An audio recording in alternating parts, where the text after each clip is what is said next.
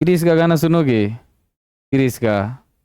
बेटा अभी क्रिस का गाना नहीं सुनना है, अभी केवल और केवल साइंस का गाना सुनना है। तो डॉक्टर कलाम फाउंडेशन क्लासेस मेरता लेकर आया है, एनसीईआरटी पैटर्न पर आधारित है, कक्षा 10 के लिए साइंस के 10 मॉडल पेपर जो आपको मिलने वाले मात्र और मात्र 11 रुपये में। और मॉडल पेपर प्राप्त करने के लिए संपर्क कर सकते हैं, आपको स्क्रीन पर जो नंबर दे रखे हैं। और ये आपकी तैयारी के अंदर 4 चांद लगाने वाला है गाइज। ठीक है, तो आज अपन थोड़े से पीवाईक्यू कर लेते हैं, जो पिछले वर्षों में प्रश्न पूछे गए हैं, एमसीक्यू करते हैं। क्लास 10 के लिए साइंस ड्रीम 100 को पूरा करने वाला है। तो पहला आज का प्रश्न है, ठीक है,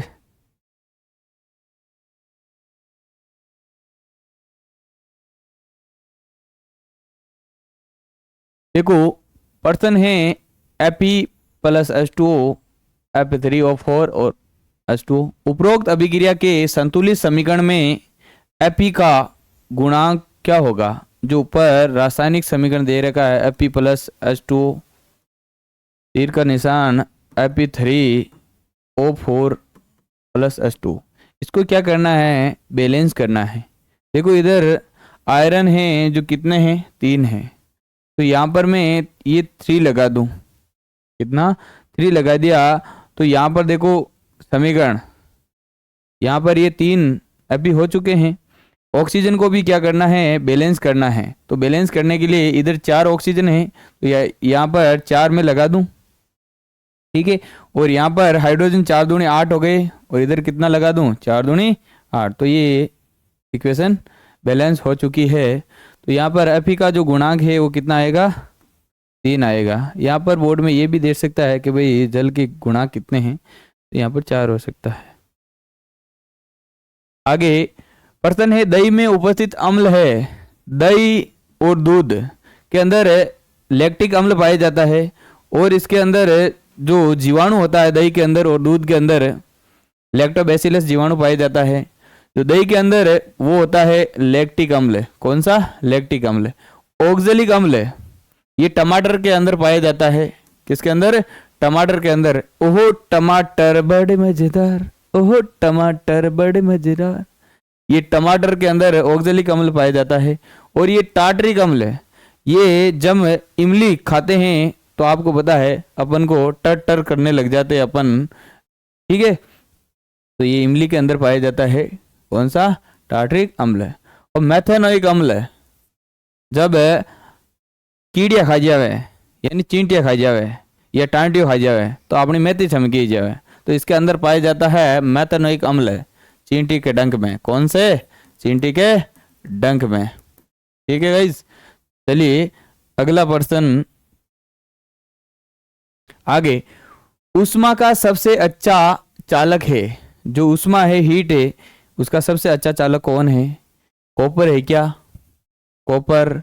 उसके बाद में है लेड, उसके बाद में है मरकरी Hg, उसके बाद में है जिंक।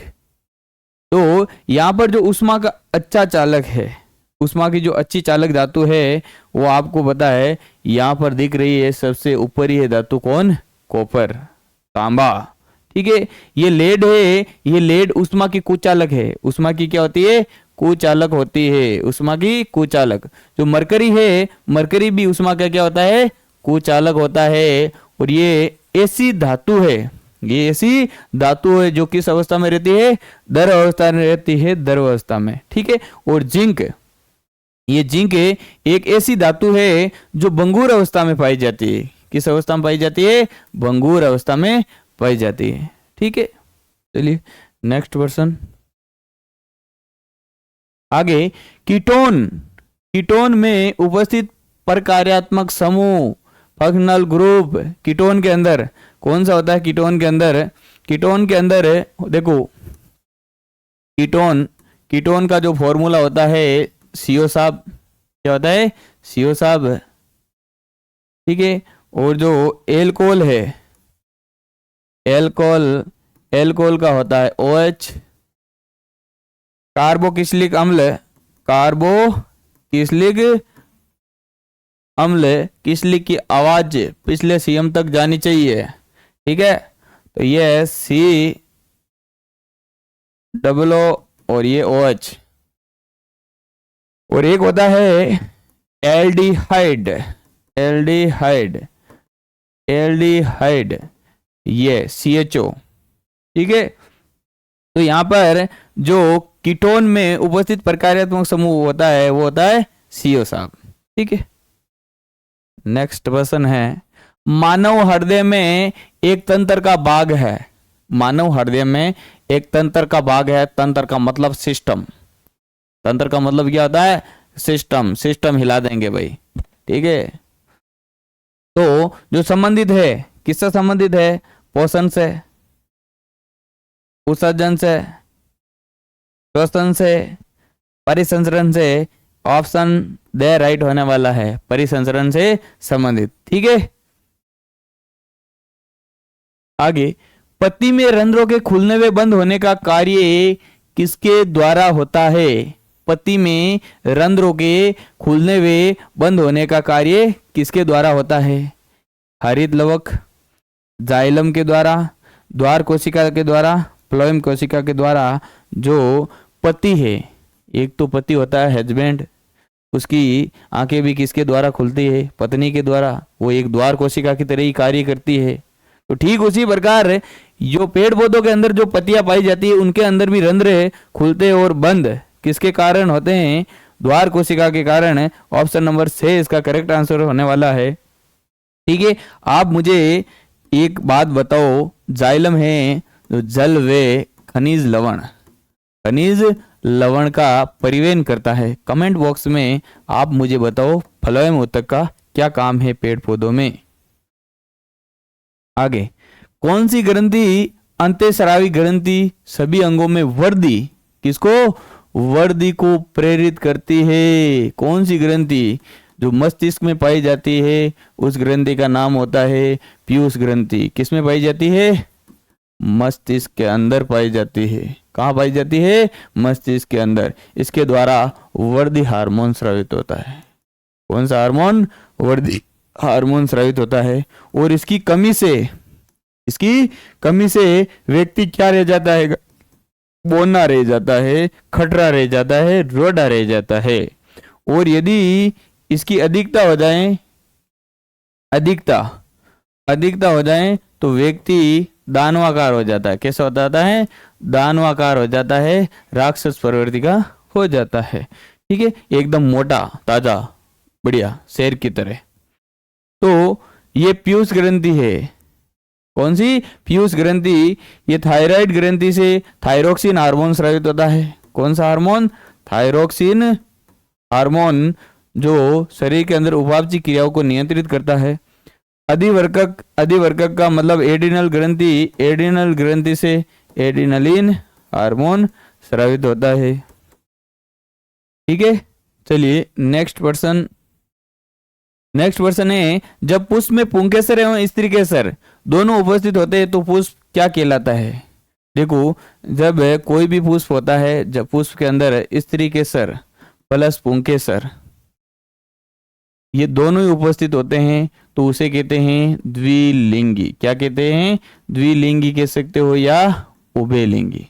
उभयलिंगी, या तो उसे कहेंगे द्विलिंगी या उभयलिंगी। ठीक है, यदि या तो स्त्री केसर हो, या तो स्त्री केसर हो या पुंकेसर हो, दोनों में से कोई एक हो तो उसे कहते हैं एक लिंगी पुष्प। कैसा पुष्प कहते हैं? एक लिंगी पुष्प। आप मुझे कमेंट बॉक्स में बताइए द्विलिंगी पुष्प के उदाहरण और एक लिंगी पुष्प के उदाहरण। कई बार बोर्ड में प्रश्न पूछा जाता है गाइस। तो ये द्विलिंगी पुष्प। कैसा? द्विलिंगी। पुरुष में लिंग गुणसूत्र होते हैं। जो पुरुष होते हैं, पुरुष के अंदर लिंग गुणसूत्र होते हैं, वो होते हैं एक्स और वाई होते हैं। जो महिला है, महिला के अंदर लिंग गुणसूत्र होते हैं, वो होते हैं एक्स और एक्स। तुम मुझे बताओ मानव के अंदर, मानव में कुल गुणसूत्र कितने होते हैं? कुल गुणसूत्र कितने होते हैं? ठीक है, चलिए तो पुरुष में लिंग गुणसूत्र एक्स और वाई, ऑप्शन नंबर बे।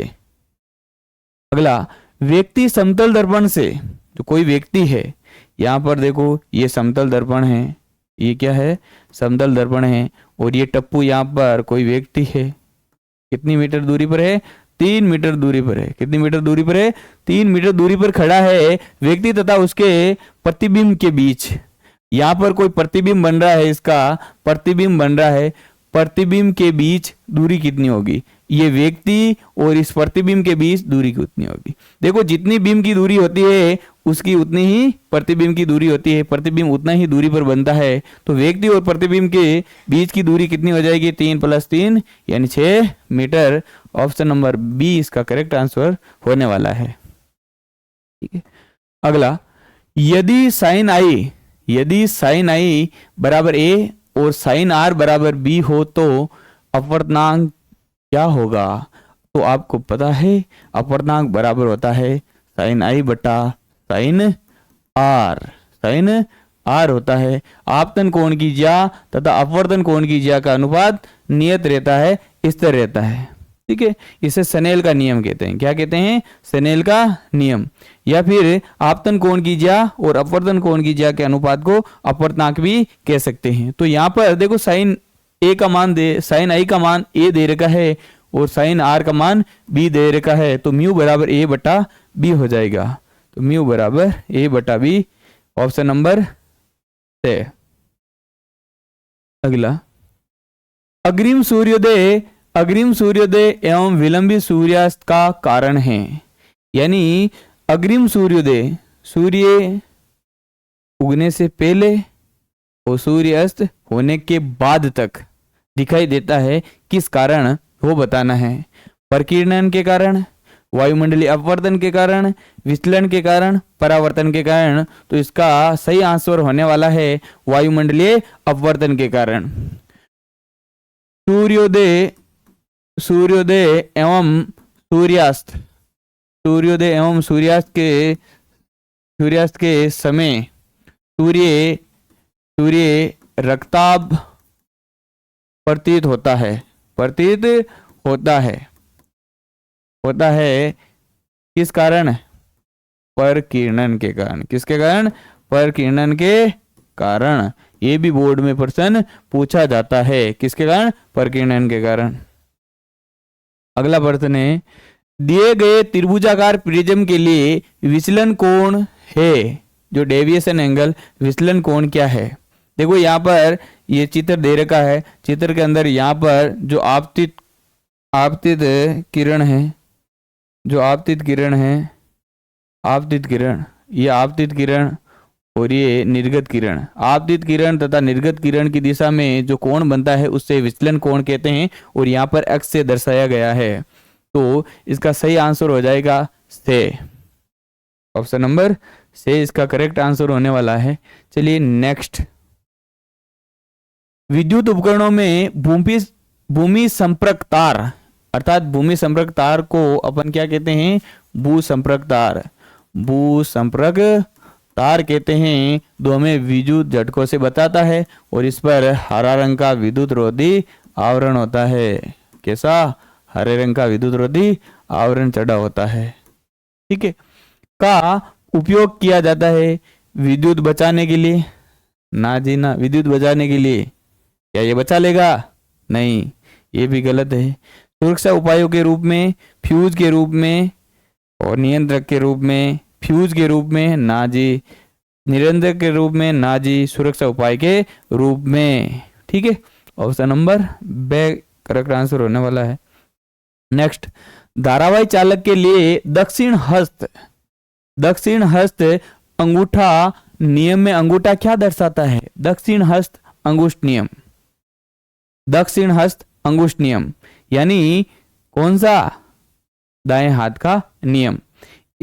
दक्षिण हस्त अंगुष्ठ नियम कहता है, यदि अपन दाएं हाथ के अंदर किसी धारावाही चालक तार को इस प्रकार पकड़ें कि अंगूठा धारा की दिशा में तथा ये अपनी मुड़ी हुई अंगुलियां चुंबकीय क्षेत्र को प्रदर्शित करे। तो यहाँ पर दक्षिण हस्त अंगुष्ठ नियम के अंदर अंगूठा है जो धारा की दिशा को बताता है। किसको बताता है? धारा की दिशा। तो ऑप्शन नंबर 6 इसका राइट आंसर होने वाला है, विद्युत धारा की दिशा।